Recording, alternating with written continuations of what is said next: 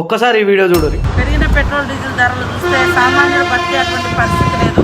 ఈరోజు పెట్రోల్ డీజిల్కి అయ్యే ఖర్చు 30 రూపాయలు, కానీ స్టేట్ ట్యాక్స్ కానీ సెంట్రల్ ట్యాక్స్ కానీ డీలర్ ఛార్జ్ అనే పేరుతోటి దాదాపుగా 60 రూపాయలు అదనపు భారం ప్రజలపై మోపి ఈరోజు కరోనా కష్టకాలం ఉన్నటువంటి ప్రజలకు ఎలాంటి రాయితీలు కానీ ఎలాంటి రూపాయి సాయం కానీ నిత్యావసర వస్తువులు కానీ ఇవ్వనటువంటి ప్రభుత్వాలు.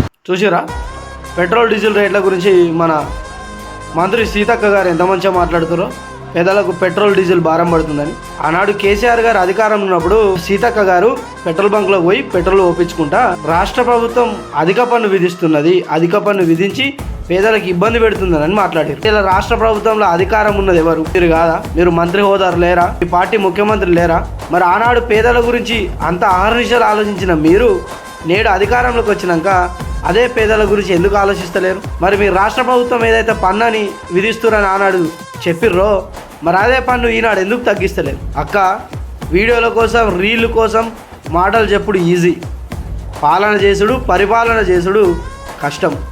ఆనాడు మీరు అధికారం రావాలని కేసీఆర్ గారిని బదనాం మోపాలని ఇష్టం ఉన్నట్టు మాట్లాడినాం పెట్రోల్ బంకులకు వచ్చి ఆడికొచ్చి ఇడికొచ్చి.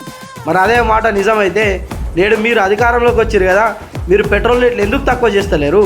మీరు పెట్రోల్ మీద పన్నులు ఎందుకు తక్కువ విధిస్తలేరు? మరి